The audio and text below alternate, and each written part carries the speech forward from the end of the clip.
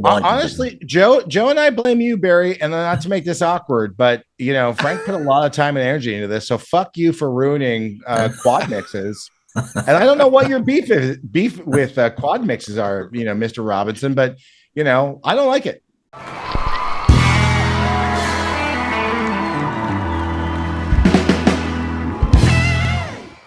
Hey Barry, just want you to know I have I watch YouTube more than I watch regular television, and I've seen the stuff that you've been posting lately from Really? our releases, and just want to say thank you. You've always been very supportive, and so just wanted to just reach out and say that I personally appreciate the time that you take to single out the stuff that we've been doing Yeah. and making it giving people sneak peeks and the whole thing, seeing Yeah, I your mean, it's an absolute pleasure. I mean, Zappa has been a fascination of mine for years. He's been a complete befuddlement for me, really. I don't, I'm not sure I understand him, but there's something compelling about his music, and I'm particularly interested before Ahmet joins us. But these earlier releases, you've got this wonderful of the first album, one of the most important album of the 1960s, I think. And we've just had this excellent set as well. Unless I've missed it, do you not think there should be a nice deluxe package of Absolutely Free or some of those 60s albums? No, the only thing that we did for absolutely free was the 2 LP 40th anniversary. I don't know if you've seen that. Mm-hmm. And that's great. That's a great little package. I know it's vinyl exclusive, but yeah, there's just not enough stuff, to do a proper absolutely free thing. There's no mix outtakes. There's no additional songs that were recorded.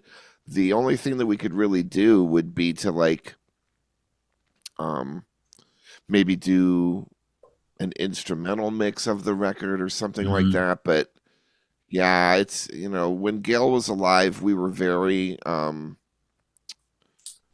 hesitant on remixing things. Yeah. If we found stuff in the vault that Frank mixed, then that's one thing. But Mm-hmm. if we were to go in and start tinkering around, she didn't feel comfortable doing that. And the only real times that we've ever kind of done something like that these days is with the Dolby Atmos stuff that we've been doing. Oh, And that's actually turned out really, really well.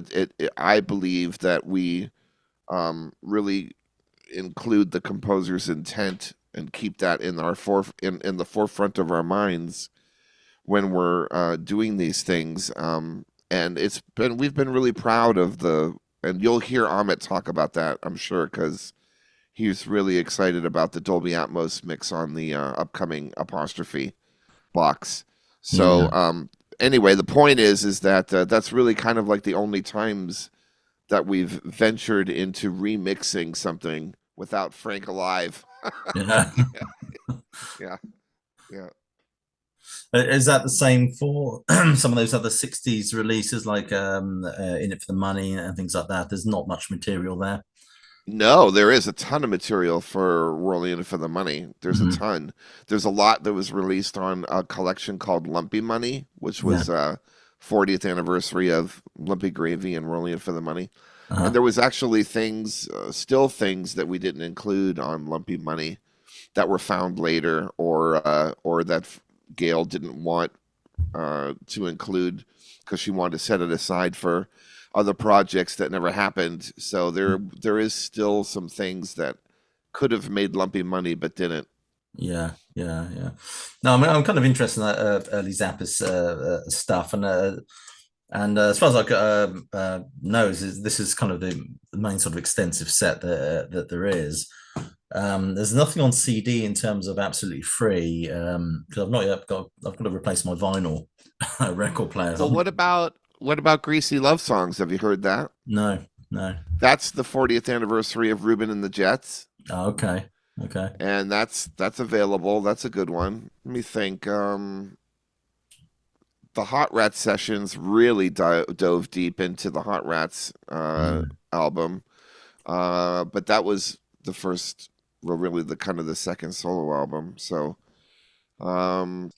I was on a notes call, guys. I'm so sorry. We're making a horror movie in Copenhagen, and I lost track of time. Yeah, well, what's up, dude? Hello, Joe. best place to make a Sorry. horror movie, Copenhagen, of course. Anyway, what I should have said at the start of the interview, which I neglected to do, was obviously you've got Voltmeister, Joe Travers, and Ahmet Zappa. It's absolute pleasure that you've joined this. But Apostrophe, the 50th anniversary release, is released on the 13th of September, and I of course will put a purchasing link just below this video. Okay, the first question really is thrown over to Joe, and then the second part is for both of you to sort of weigh in, and that is the early to mid 70s period is kind of a special period for Zappa, I think, especially Zappa fans, for his music. So how much pressure does that bring to bear? Oh no, Barry, you're breaking up. Oh honey. Yeah. Yeah. Am I there? What's up, Barry? Yeah, you froze for a second. I think you said all we heard was early to late 70s, I think you were saying, and then you froze. Sorry. Okay, I'll repeat it. Just the early to mid 70s is a kind of special time for those Zappa albums, special time for the fans, of course. So how much pressure does that bring to bear in terms of compiling these sets? Well, it's not a lot of pressure if the material's not there. There's nothing I can do really about it, you know. I think that when Gail was alive and we were co-producing like the Mofo set or Lumpy Money or Greasy Love Songs or things like that, I think that we really did the best job that we could at the time with the amount of material that we had gone through in the vault at that point to really put together a comprehensive selection of stuff to celebrate those records for their 40th anniversaries. There are certain records that just don't have as much things to choose from because of either budget reasons or Frank just didn't spend as much time on it as he did for other records. Yeah.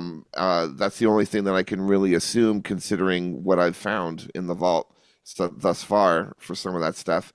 But I think that the only other things that we could have really done, but Gail wasn't really keen on, was remixing records. And honestly, that wasn't something that she was comfortable with. But now in today's day and age, Ahmet and I have really been feeling very comfortable and very proud of the Dolby Atmos adventures that we've done over the last few years with Karma Auger and Eric Goebel. Keeping the composer's intent very much in the forefront, but allowing the record to get expanded into that sound spectrum and really be super revealing and super entertaining at the same time, without getting too out of control with adding elements that never made the record or anything like that. We were very specific about what we do and what we use to keep in with Frank's intention and visions. And it's turned out really good. And I know Ahmet can talk a bit about how he feels about the Atmos stuff in general. I mean, I just think for new fans and devoted fans and people who, you know, want to reference the stereo mix to Frank's quad mix and then to the Atmos mix, you know, first of all, those are guiding principles because you have an understanding of how Frank wanted things, right? And I'll just underscore what Joe was saying as well, that, you know, we always take into account the composer's intent, and try to find that kind of methodology, you know, from like what was used in the song, and you know that becomes a guardrails in a sense, right? And that's also part of the fun process of putting these things together is like listening for how technology evolved, how Frank leaned into the technology, how he pushed technology, like again, all of those artistic choices as the tech got better from Freak Out onwards, right? There were real decisions that were made, and just utilizing different gear and different, you know, aspects for the way he recorded everything. So on this particular project, because it's such a fan favorite, and a personal favorite of myself, and I can confidently say Joe likes this record too. Absolutely. We always are also completists as much as possible, and mindful of previous releases. And we are part of this thing where, we celebrated the 40th anniversary, and then Atmos comes around, and it opens up the opportunity to do something special. And I am really, really stoked, super proud of this comprehensive deep dive into the 50th anniversary, because of certainly of the Atmos mix, because you will discover things. I think in any Atmos mix, when I don't want to say one done right, but I mean it's been our experience that Frank always surrounded himself with an incredible group of musicians, but you're able to hear more of what they're doing, right? And that is always something that when I think of Frank listening back and being like, okay, like the choice of like, do another take, or the decisions that he made, like it's just like the most complete full-bodied expression in many ways of like when you go from track to track. It's so beautiful. And the Atmos mix, you hear things on a record I've heard a billion times that I'm blown away by, like, wow, I didn't know that that's what they were saying, or I didn't know that that's what they were actually playing, because just in the mix, certain things get, lost, or that your ear picks up on in the Atmos mix, because you're so, anticipatory of what you have heard previously. If I'm making any sense, just a lot more to discover and love. So I hope you had that experience, Barry. Yeah. I mean, it's one thing that's quite interesting. Apostrophe and Overnite Sensation were in the UK anyway. They were put out on as one CD. Two albums are crammed onto the album. A lot of those tracks. A lot of those tracks are sort of conflated. A lot of people don't. Not sure which tracks go on which album. But do you think there was any kind of movement or shift, do you think, from one album to the next, or do you think they're both kind of virtually the same albums in many respects in terms of their sound and content? Are you only saying that because they were released because those two albums have a shorter length, so they could be both of them could be put on one CD? I think that's probably what they did. Yeah, that was the only. That was not like something that I think we were stoked with that Rykodisc did. So if that creates that false narrative that these two things are connected. No, I think I've always treated them as it was convenient to have, at the time, to have one less CD that you had to put in your CD changer if you wanted to hear both of those records. But that's about it, the way I look at it. Joe? Yeah, absolutely. I mean, the Overnite Sensation release that you put out, I think about a year ago. You're muted, Joe. Sorry, I didn't mean that. I got it. Because I was coughing. I didn't want to be. I think that Frank definitely prepared the first CD issue, which was the twofer. And because those records were created basically at the same time, within the same year, Overnite Sensation and Apostrophe, that some especially the first side of Apostrophe was made from almost the same sessions as Overnite Sensation. I think those records definitely in Frank's head probably talked to each other a lot, but of course originally issued they were separate and came out different years. And as a fan from even back then, I have always, like Ahmet, thought of them separately. And they both were very successful records for Frank, even very. So, but I also don't want to lean into the narrative just because they were recorded at similar times or in the same spaces. That's also not unusual in Frank's work. He would pull things from different places, so I don't want to lean into like, are these things necessarily, it's I think Frank was very intentional when he put out records in the first place anyways. So if he wanted to, he could have put those two together as a double LP. He could have done, a handful of things, right? So I tend to see them as individually awesome records, and that's definitely when when people ask me like, where do I start with Frank's music? The strong three recommendations are Apostrophe, Overnite Sensation, Hot Rats. Due to Lurs. Oh, for sure. Yeah. Well, then I start feeling bad in my recommendations. I'm like, well, because Sheik Yer Booty is amazing, and then Joe's Garage is amazing. There's so much to love, and then I'm like, well, then I'm like Charlena's Enormous Mouth, or Charlie's Enormous Mouth, the early mid 80s stuff. There's so much to love.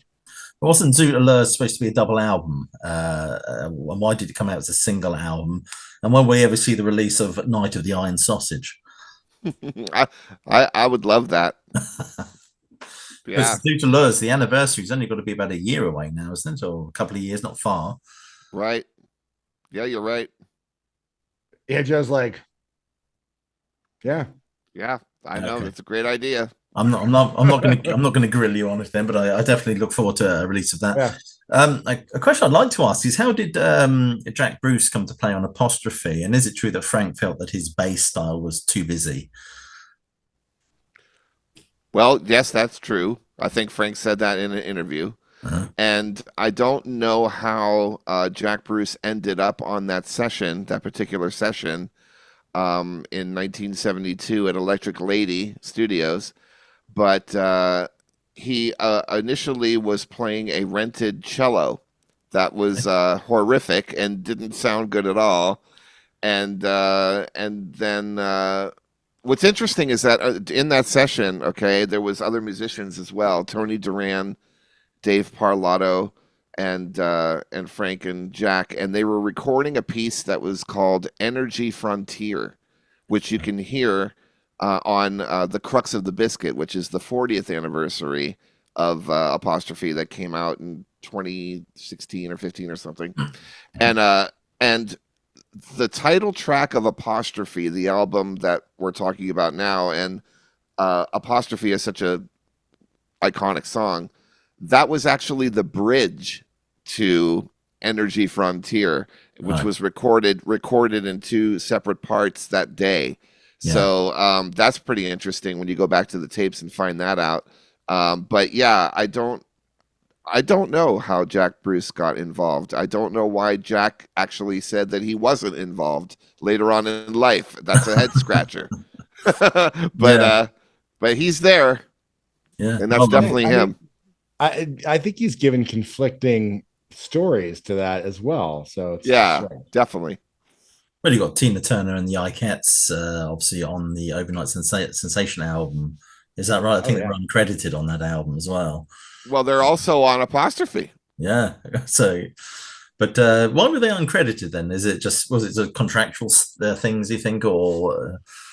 Well, a couple of the Ikettes were credited, Debbie and Lynn. Yeah. But I'm sure that the Tina thing was, possibly Ike related. Who knows? Yeah. I mean, we I think we put it out. I mean, we have like their pay stubs and Tina's, like what all of that stuff. Yeah. But I think we've rectified the credits at this point. Yeah, they are. I think they're credited on the new version that came out.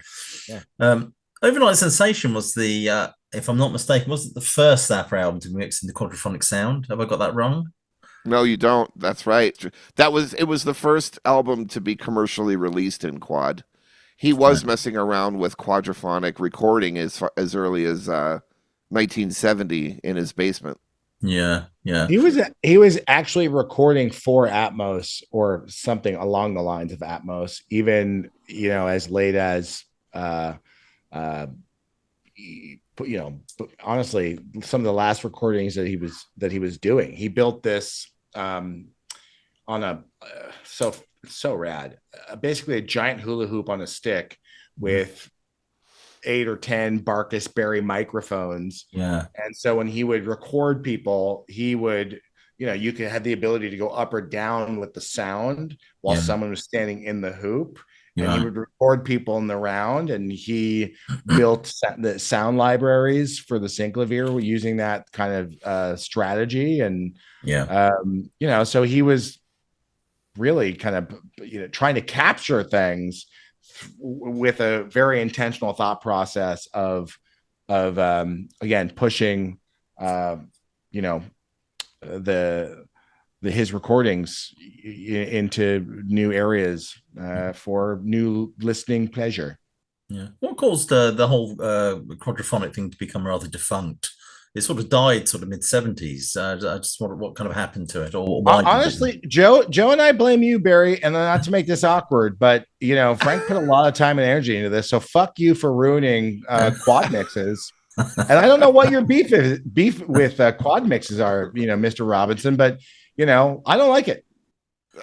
To be honest with you, I need to get a surround sound system because I'd love to hear some of this Atmos stuff.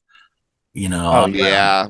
Oh, you have you okay, we talk about this and I don't want to belabor it, but this is the thing. If you have the opportunity, if a friend or if you set one up for yourself for a proper Atmos mix, it is really extraordinary. Yeah. I mean, we get the benefit. I don't even have an Atmos room or anything like that. So I look forward to when these things are done and completed. We spend time in the studio, so you get to hear it, and there's like that part is really, really extraordinary. So I'm like you, I'm waiting for like the right kind of, I'm still for better or for worse, I like my vinyl. I go to my stereo cabinet and I sit back and I prefer to listen to my music, on vinyl. But it is incredible. Yeah. You have to go and listen to this at your friend's house in Atmos, or some way you got to do it. Oh, my brother's got this sort of surround sound system stuff. He's into home cinema, so he must have. He'd probably be able to help me out. Out of interest, being Voltmeister, I mean, is it true that Frank recorded and archived all his live shows? And has he got this extensive live archive, kind of like the Grateful Dead, just waiting to be released? That is true, although he didn't save every show that he recorded because he would repurpose a lot of that tape stock on future tours because tape is expensive. Yeah. And a lot of the shows he just didn't really care to save. And so what we have in the vault that's left is literally a blessing. That's how I look at it. And yes, there are many, many, many tapes of many tours and studio sessions and lots of great things still to be unearthed and discovered. Yeah.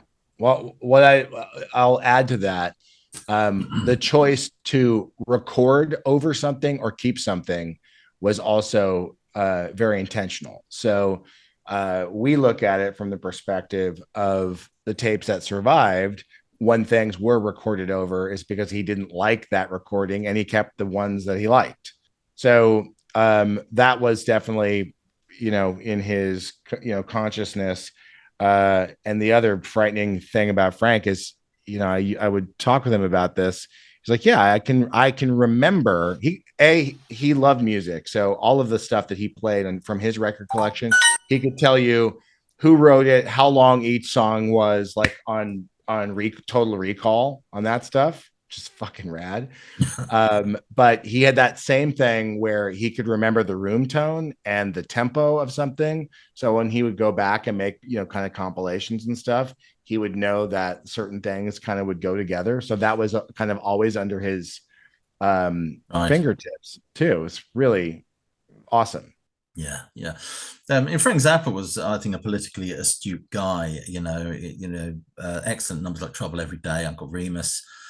I often wonder, I mean, if Frank was around today, I mean, he was very sensitive to sort of cultural shifts and movements and very critical of them as well. If Frank was around today, what do you think he would have made of this kind of woke culture that seems to have gripped this generation? Let's ask him. Call Frank Zappa. calling Frank Zappa, mobile.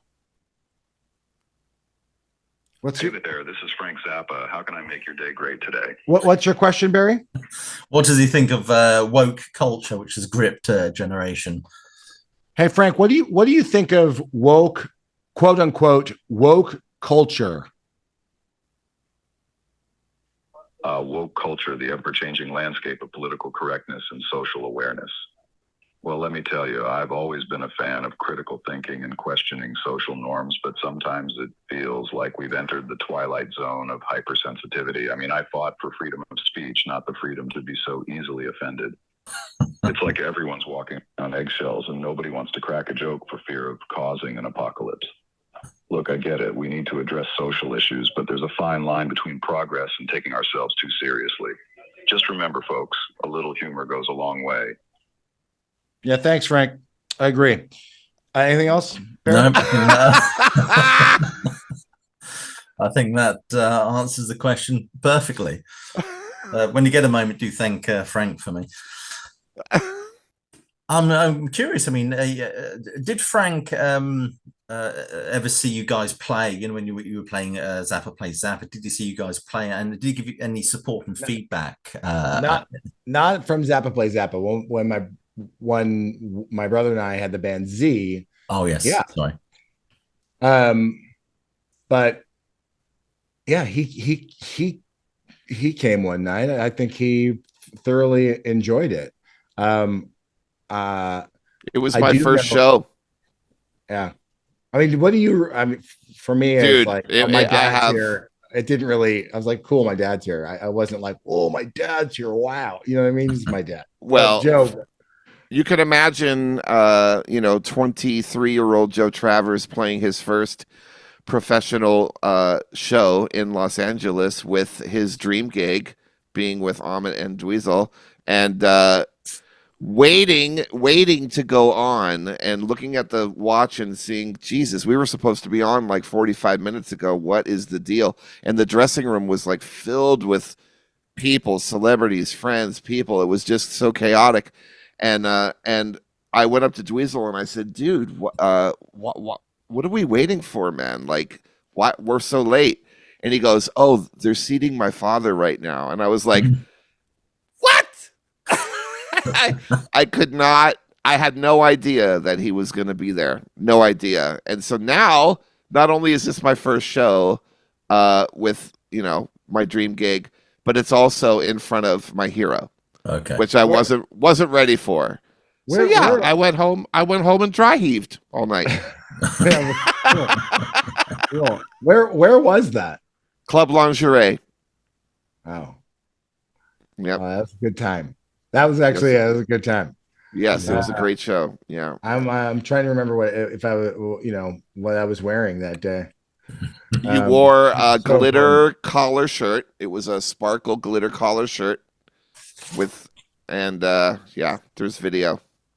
Anyway, Barry, good times. That was 32 years ago, whatever it was. Yeah. I was going to ask you, Joe, actually. I was going to ask you, Joe, as a drummer, what do you feel is the most challenging Zappa piece to play? Oh, well, there's no doubt that the orchestral stuff is the most challenging. I mean, things that Chad Wackerman played with the London Symphony Orchestra, I have nightmares about having to learn that stuff. I would. Mo and Erb's Vacation on drums is probably the most challenging thing. And the reason why is because there's so much intent to every note. You have to work out the choreography to be able to play the stuff exactly as Frank wrote it and intended it. You can't just, kind of like glide your way through it. You literally have to mathematically get all of the choreography down, and it takes so much practice. And it's just like, oh my Lord, like, you can't just rock on that stuff. You really have to be unbelievably meticulous in order to play that stuff the correct way. And that is a huge undertaking. And kudos to Terry Bozzio and to Chad Wackerman for being in that position to have to do that gig, to have to do that orchestral music with a large orchestra under Frank's baton. That must have been a massively intimidating experience for them. Speaking of Terry Bozzio, the most fun you can have in a Frank Zappa afternoon is playing all the different versions of Titties and Beer for how awesome Terry's performances are. He's a absolute mutant to be able to sing, perform. I mean, those were, as a kid watching that, I would get so excited when like the devil mask would come, you know, Right. when he would put that on, and you know, being a fly on the wall. I just thought, uh, what a crazy time too, because Dale was staying at her house at one point and they were Yeah. working on missing persons, and I felt so connected to that record and to those guys. They were really extended family. Very you just mentioned Terry, and I light up, Joe. Yeah, man. That's good. That is really good times. I mean, unbelievable. Rock history. I mean, the musicians that played with Zappa must have been absolutely top notch in order to be able to perform to his standard, really. I mean, do you think performing with Zappa was intimidating at all, do you think, for a lot of these musicians? Yes. I will totally fuck this up. And I will try to remember this. And again, Brian May is infinitely smarter than I am, but and I'm going to ruin this story. But I ran into Brian at a pizza place, and you know, he was saying, you know, I once talked to your dad, and you know, he's talking about how he gets nervous playing guitar solos or going out there, you know, and making a mistake. And I think the takeaway for Brian, again, I hope I'm doing this story justice, was when he asked Frank, are you worried about going out there when you're doing your guitar solos? And Frank was like, no, it's my music, right? So, you know, he's, you know, in these parameters, like whatever kind of happens is totally okay, I suppose. And I think that the way that left Brian was, I think, a little more confident in you know, his ability to go out there, along the lines of, you know, a little more improvisation really isn't a mistake if you don't play it the same way each time, and all of that, right? So I think that was a bit of inspiration, or added to Brian's terror. I honestly don't know, because I mean, Frank's music is so challenging and can be intimidating, but not to Frank. And you know, there's a handful of times where people have gone out, you know, from Yoko and John to Sting to, I mean, other folks that I think totally rose to the challenge and participated in a really kind of great musical way, you know. And then there's even jam sessions between other musicians, and like Frank hanging out. You know, Joe found in the vault an exchange between Eric Clapton and Frank, where they, you know, one's playing lead and the other's, you know, playing rhythm, and they flip flop, and Frank's playing very differently, and you know, so you know, I think that he always loved the exchange of musical ideas and collaborating. And I think that's evident from night to night, even on this box set, where you're used to the music on Apostrophe. And then you can hear the before and after of like how the band was playing this music that was then going to be recorded, and then how they played it after it was recorded. And it kind of really cements and speaks to Frank's and his ability to play things differently, and the bands that they played with, their ability to, on a dime, you know, shift and change things up. So I think that adds to your point. Like, yeah, can it be challenging? But I think Frank was always accommodating to guests or people that he would play with. If you're a musician trying to join the band, there's huge expectations, but they would rehearse the hell out of people. And I think Frank had the ability to bring out the best in you know, the musicians that joined his group. So that's a I think it said of Miles Davis that he was extremely difficult to work with, but everyone who worked with him left a better musician. Yeah. So I don't know, but it's yeah, it's interesting. I've often wondered what it would have actually been like being in that band, to be honest with you. But my last question. What would you have played? What instrument would you have played, Barry? Oh, I don't know. I would just After play the ruining bongos. quad mixes, Barry, you think you would have gotten into Frank's band after ruining a whole new musical situation, ruining the entire quad industry? Probably not. No. Oh, when you ask Frank, see what he says about it. Okay, I can ask him. No, what do you play drums? Do you play guitar, bass, sing? What? Well, I can play a mean bongo after I've had a few drinks. Usually, so I could do that. Well, I think you could have. Are you also being able to play the bongo, but then being a fun personality? Keep in mind, like being in Frank's band, after you learn how to play the most fucking challenging music of all time, then you bring your personality to the table, right? And I bet you could totally hack it, Barry. I think I could really. I think I would have a shrinking powerful violet, addition. To be honest with you. I need bringing out of myself a bit. Yeah. Anyway, I've got one more question for you guys. You've probably got another interview to do, and that is, I've got to ask you: Are there any new compositions, songs that are left in the vault that we might actually hear in the future? Yes. Although they're very few and far between. There's not a whole lot of rock stuff that hasn't been heard. Which is, Frank really was smart. He utilized everything in the moment all the time, so it's not like there was a lot of like rock songs that were composed that didn't get used, but there are some instances. I know the hardcore fans know about certain things because of the amount of circulating tapes that are illegal, or however you want to call them, but yes, there are very few, and coming up on future projects too. We actually might unearth them. Yeah, there is a process, right? So you pull the tape off the shelf.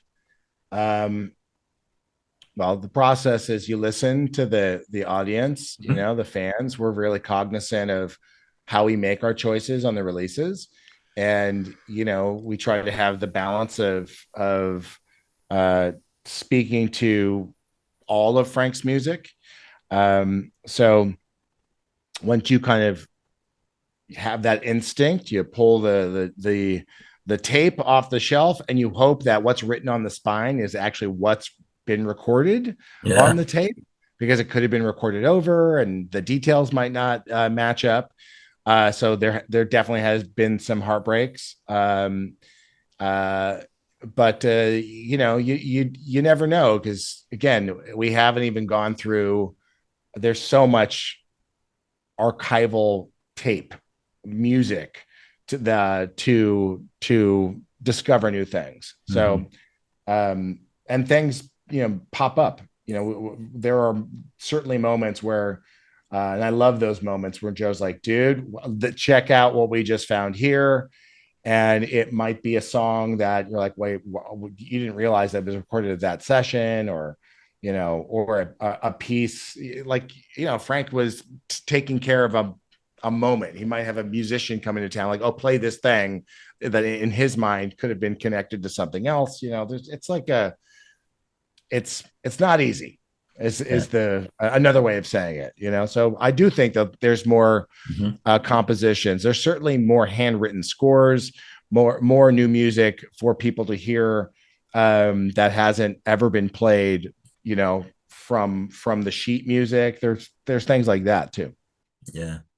You talked about some of the rock stuff. One of my favorite albums by Frank is Sheik Yer Booty. I hope one day there'll be a really nice extensive set to celebrate that album. One day, maybe one day. Wow. Yeah. That's a massive undertaking. Well, there's lots of live stuff sort of taken for that album as well. I'm just assuming there must be I just imagine there must be lots and lots of sort of concerts and things surrounding that kind of era or that album. I could be completely wrong though. I mean, are those sessions, some of it from like the Baby Snakes? I think so, isn't there? I think there's also a Like what? live bit that's pinched from a live version of Torture Never Stops as well. If I'm mistaken, am I mistaken in that? There is a live version from Germany that was released on You Can't Do That on Stage Anymore, and that is from the same time period, same Okay. band. Yeah, the three shows that basically made up the Sheik Yer Booty album are the Hammersmith Odeon shows from 1978, the Halloween shows from 77, and a couple German shows from the 78 tour as well. And then what Frank would do was he would use live shows as basic track beds and then Yeah. go in the studio and then build on top of that with Mhm. overdubs and vocals and effects and all sorts of stuff. And that's basically how Sheik Yer Booty was created, Yeah. which is a typical process for Frank, to take advantage of already recorded live great things. And then, especially because Frank was always playing new compositions live all the time. So, it's like live shows would be an avenue for Frank to unearth new compositions before they even had a chance to be released on a record. So if he's got a great drum track for something like I Have Been in You, why not use it? Yeah. And listen, I'm not saying that he set the bar for that style, but we all know how awesome Kiss Alive and Kiss Alive 2 are. But is Kiss Alive really a live album? There you go. I There you wonder. go. That's another thing. I'd love to see Kiss Alive. I'd like to hear the actual shows recorded as they were, rather than the kind of overdubbed version. But we never got a box set for Kiss Alive, which surprises me. I would have thought, Kiss being in the money and on the money, they would have released that. I would have thought, but one of the finest live albums. You can call it live album ever, I think. Yeah, this may shock you, Barry, but Kiss is my favorite band of all time. And I say that unironically, and I challenge anyone else to tell me that another band is better. And there, you go ahead.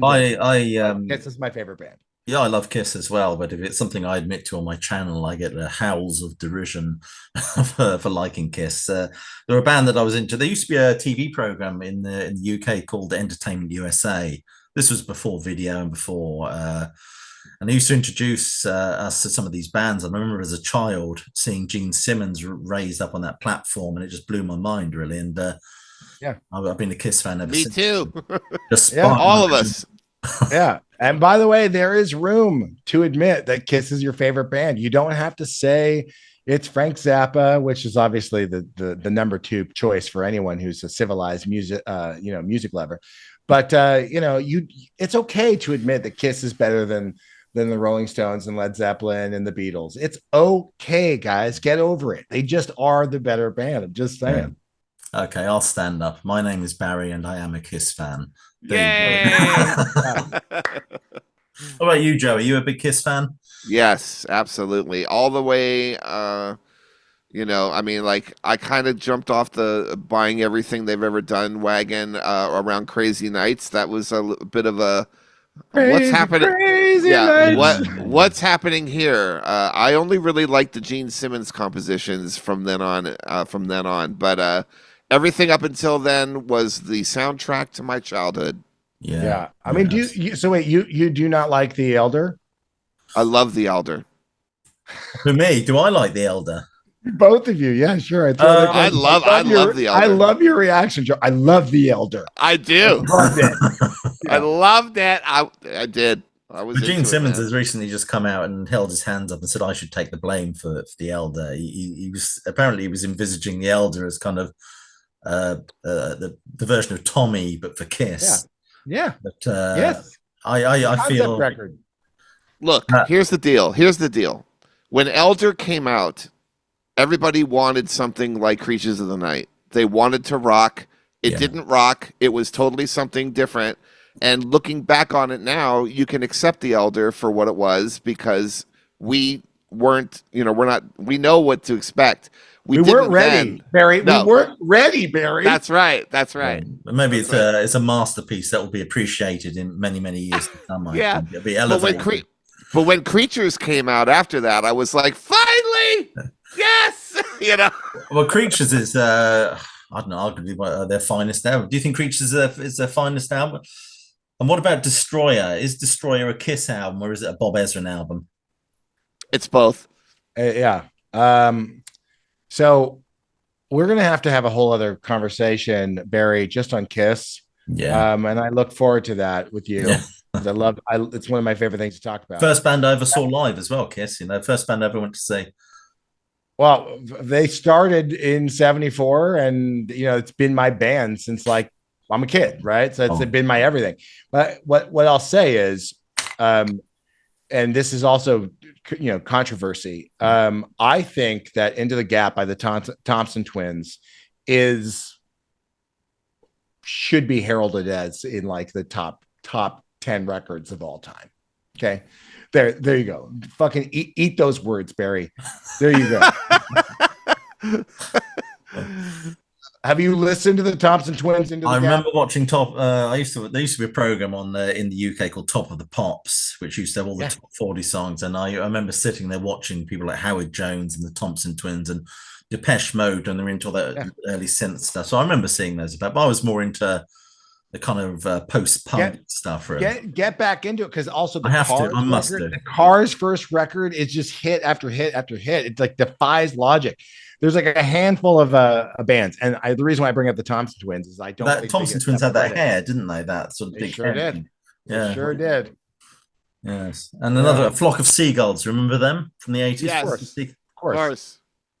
Well, now I have a fucking Savage, Barry. Not like you, just willy nilly fucking playing the bongos, with your shirt off, looking awesome. Yeah, you know what I mean, I'm not Matthew McConaughey or Barry Robinson. Sorry, I'm just not. Anyway, I think I'm all out of questions, actually. I think we got a sideline talking about Kiss, and I had to confess to my Kiss addiction, which I'll probably cut that out in the edit. I don't want to admit that, on camera, surely. I'm kidding. Of course, I'll leave it in. Oh, yes, that's what I'll say. I'll just plug the Apostrophe album again. The Apostrophe special edition, I hopefully will do a review of it on my channel eventually, but the Apostrophe 50th is a must buy. It's out on the 13th of September, and there's a purchasing link just below this video. Ahmet and Joe, thank you so much for your time and talking to me about this wonderful, wonderful music.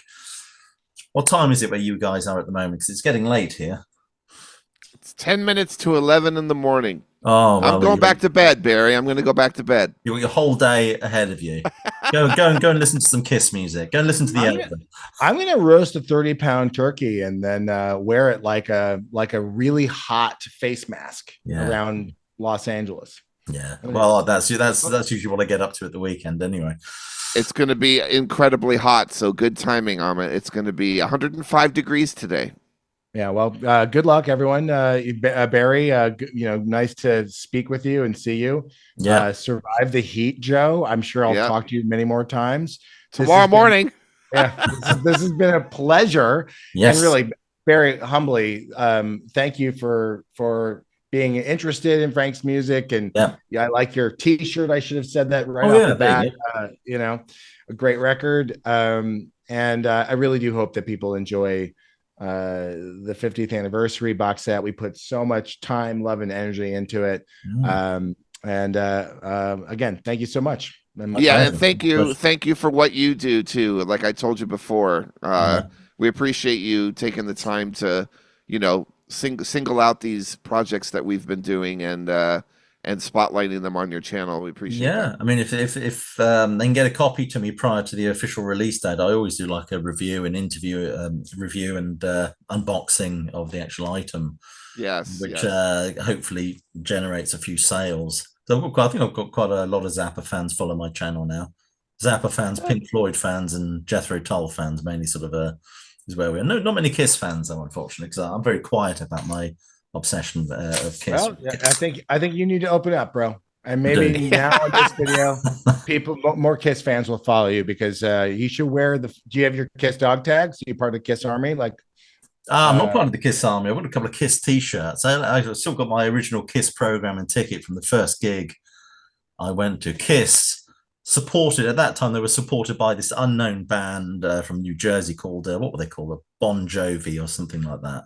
This unknown band opened for Kiss way back in the early 80s. But that was a fun gig to be at. Of course, they didn't have the makeup on in those days. Yeah. I only got to see them in makeup much later on. But happy times. Never got to see Frank Zappa play live, though, which was always an enormous regret. Anyway, Yeah.